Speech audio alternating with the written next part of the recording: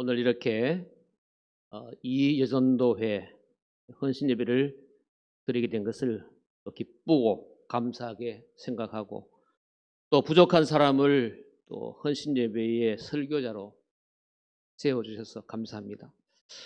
그리고 헌신 예배를 준비하시느라고 여러 가지로 수고하신 회장님 이하 여러 임원들과 회원 모두 수고 많이 하셨습니다. 입구에 들어오는데 교회가 너무 깨끗한 거예요. 들어오니까 목양실도 그렇고, 또 예배당 안에 들어오니까 너무 깨끗하고 정리정돈이 잘 돼 있고, 아마 목사님 성격이 그런 것 같아요. 맞습니까? 제가 영이 맑아지는 것 같은 그런 느낌을 받았습니다. 감사합니다. 가정이 바로 서기 위해서는 가정의 안주인 역할을 하는 주부가 바로 서야 하고, 교회도 교회의 안주인 역할을 하는 여전도회가 바로 서야 교회가 바로 선다, 그런 생각이 듭니다. 아무쪼록 고령읍교회 여전도회가 고령읍교회를 부흥시키고 든든히 세워나가는 귀한 역할을 잘 감당하시기를 부탁합니다. 그래서 주님이 주시는 은혜와 복을 다 받아 누리는 여러분 되시기를 축복합니다. 자, 1년 중에 이 8월은 헌신의 달이다, 그렇게 말할 수 있습니다. 헌신하는 때가 뭐 따로 있는 것은 아니죠. 늘 언제든지 헌신할 수 있어야 합니다. 그럼에도 더 많은 땀을 흘려야 되고 또 수고해야만 하는 계절이 있는데 바로 여름입니다. 여름은 가장 일하기 힘든 계절이죠. 온도가 높고 습도도 높아서 조금만 움직여도 땀에 흠뻑 젖습니다. 또 요즘 더위가 보통 더위가 아니지 않습니까? 바로 이 계절에 교회의 여러 행사들이 몰려 있습니다. 방학과 휴가의 기간이기 때문에 모든 기관의 수련회가 이때 이루어지고, 그 과정에서 가장 수고하는 분들이 여전도의 회원들입니다. 교회가 움직이면 굳은 일은 모두 여전도의 몫이기 때문입니다. 그때마다 저는 가장 아름다운 성도의 모습을 보게 됩니다. 요즘에는 모두가 분주하게 살기 때문에 며칠씩 자리를 비우면서 봉사하고 헌신하는 것이 쉽지 않습니다. 다들 챙겨야 할 가족들이 있고 해야 할 일들이 있고 지켜야 할 자리가 있습니다. 하지만 그래도 굳은 일들을 감당할 분들이 필요합니다. 주님의 영광을 위해 어디선가 나를 필요로 하고 부를 때에는 아멘하고 순종하는 여전도의 회원과 고령읍 교회 성도님들 다 되시기를 주님의 이름으로 부탁을 드립니다. 이것은 연습입니다. 언제 주님께서 오셔서 모든 것을 정지시키고 부르실지 모르기 때문입니다. 그때 챙겨야 할 가족이 있다고 핑계하겠습니까? 해야 할 일이 남았다고 고집을 부리겠습니까? 이 땅에서의 내 자리가 아쉬워 붙들고 있겠습니까? 한 여행자가 스위스에 가서 아름다운 호숫가에 좋은 별장이 있는 것을 보고 출입문에 있는 벨을 눌렀더니 나이가 많으신 관리인이 나왔습니다. 그래서 별장을 좀 구경할 수 있겠습니까? 라고 물었더니 들어오라고 해서 들어갔습니다. 정원과 별장안 전체가 너무나 깨끗하고 아름답게 잘 손질이 되어 있었습니다. 여기에 몇 년 동안 계셨습니까? 라고 물었더니 24년간 있었습니다, 그랬습니다. 그리고 별장 주인은 자주 오시느냐고 물었더니 그동안 4번 왔습니다, 그랬습니다. 4번째 다녀간 것이 언제냐고 물었더니 12년 전이라고 말했습니다. 주인이 그렇게 오랫동안 오지 않는데 별장을 매일같이 이렇게도 깨끗하게 잘 정리해 놓느냐고 물었더니 주인이 언제 오늘 오실지도 모르기 때문에 날마다 깨끗하게 손질해 놓고 기다린다 하는 것이었습니다. 성도 여러분, 다시 오실 예수님을 기다리는 그리스도인의 자세가 이러해야 될 줄로 믿습니다. 다시 오시겠다고 말씀하신 예수님께서 아직 오시지 아니하셨습니다. 그러나 우리는 날마다 오늘이라도 오실지 모른다는 마음으로 준비하고 기다리면서 깨어 근신하여 신앙생활을 해야 할 것입니다. 손양원 목사님이 작사하신 주님 고대가 중에 3절에 먼 하늘 이상한 구름만 떠도 행여나 내 주님 오시는가 해 머리 들고 멀리 멀리 바라보는 맘, 오 주여 언제나 오시렵니까? 이런 가사가 있습니다. 하나님께서 기회를 주실 때에 그 기회를 놓치지 마시기 바랍니다. 내가 헌신할 수 있는 기회, 내가 충성할 수 있는 기회가 있다면 언제 주님 오시더라도 핑계하지 않는 믿음으로 아멘 하면서 영광을 돌려야 할 것입니다. 충성은 다른 것이 아닙니다. 늘 준비하고 있는 것이 충성입니다. 다른 것이 헌신이 아닙니다. 늘 준비하고 있다가 나를 부르시는 음성이 들리면 즉시 대답하고 순종하는 것이 헌신입니다. 오늘 본문 말씀은 우리의 헌신의 자세가 어떠해야 하는가 하는 것을 잘 말씀해 주고 있습니다. 오늘 이 예배가 여전도의 헌신 예배지만 올여름의 사명을 받은 교사들과 또 모든 성도들이 함께 헌신의 자세를 가다듬는 그런 은혜의 시간이 되기를 바랍니다. 첫 번째로 한 주인만 섬기는 것이 헌신입니다. 한번 따라 하실까요? 한 주인만 섬기는 것이 헌신이다. 24절 말씀을 보겠습니다. 한 사람이 두 주인을 섬기지 못할 것이니 혹 이를 미워하고 저를 사랑하거나 혹 이를 중히 여기고 저를 경히 여김이라. 너희가 하나님과 재물을 겸하여 섬기지 못하느니라. 아멘.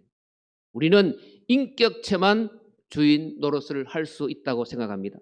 그러나 오늘 예수님은 인격체보다 오히려 비인격체가 더 강하게 우리의 마음을 옥죄는 주인이 될 수 있다라고 말씀합니다.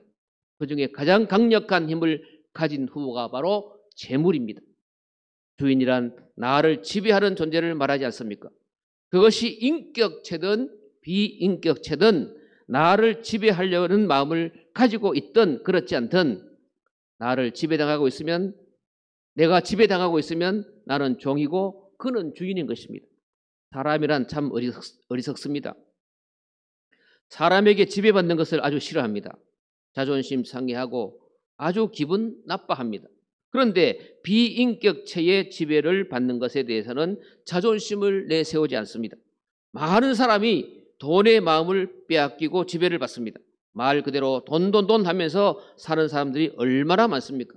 돈 때문에 울고 돈 때문에 웃습니다. 돈이 있으면 행복하고 돈이 없으면 불행하다고 생각합니다.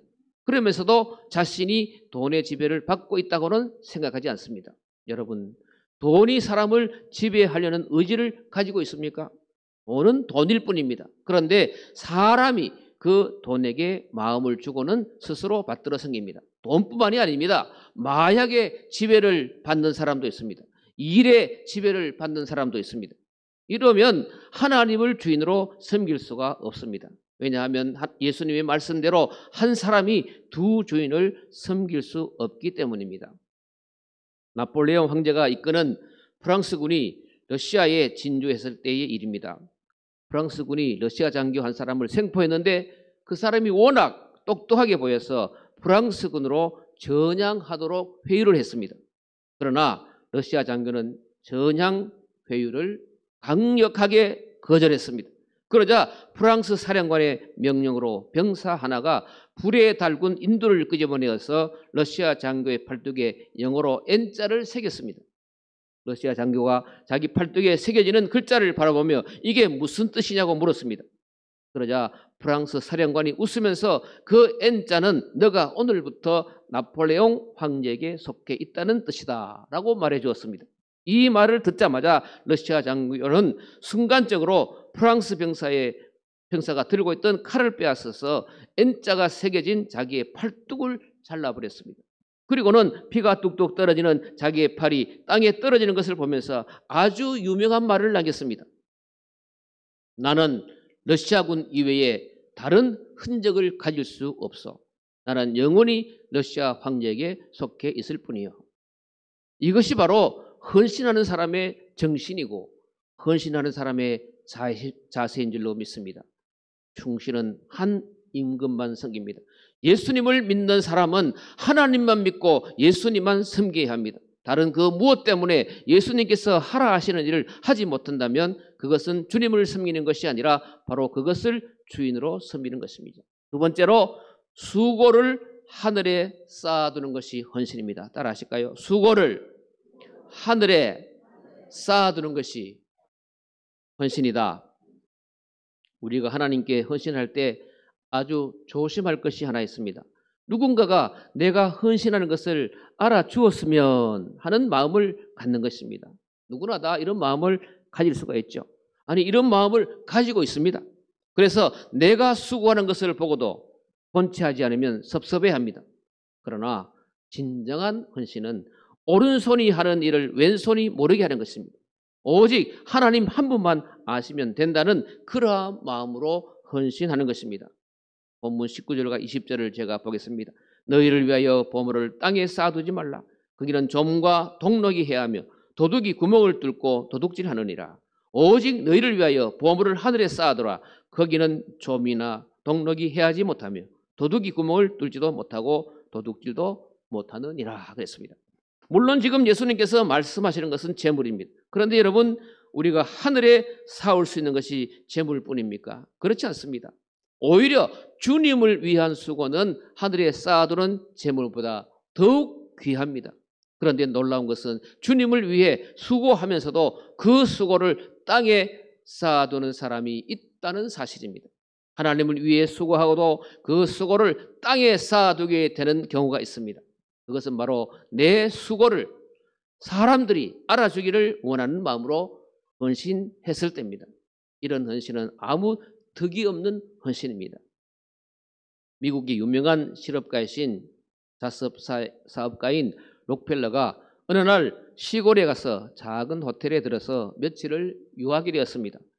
이런 큰 재벌이 호텔에 온다고 하니까 이 호텔에 비상이 걸렸습니다. 친절을 다 해야 되겠고 깨끗하게 해야 되겠고 불편 없이 해드려야 되겠다. 그렇게 생각하고 최선을 다해서 준비를 했습니다. 그리고 아주 잘생긴 청년을 한 명 택해서 그 시중을 잘 듣도록 조치했고 청년은 시간 불편 없이 록펠러에게 봉사를 잘 했습니다.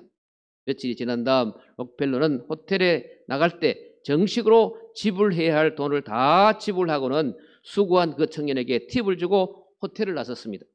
그런데 이 청년이 록펠러 뒤에서 불평을 하는 것입니다. 아니, 세계적인 재벌이 째째하게 이게 뭐냐고 팁이 적다는 불평을 한 것입니다.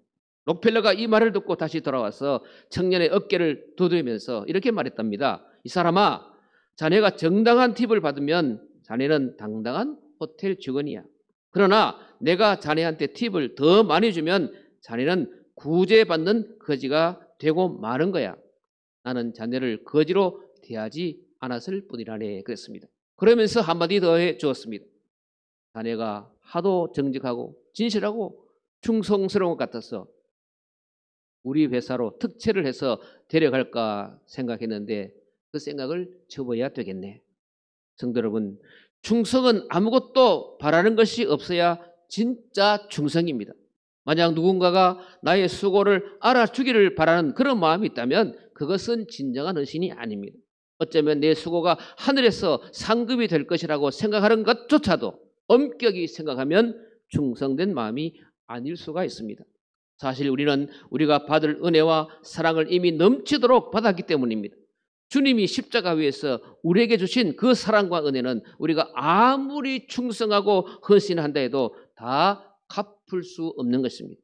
그러므로 내 수고를 알아주기를 바라는 마음까지도 내버리고 충성하시기를 바랍니다.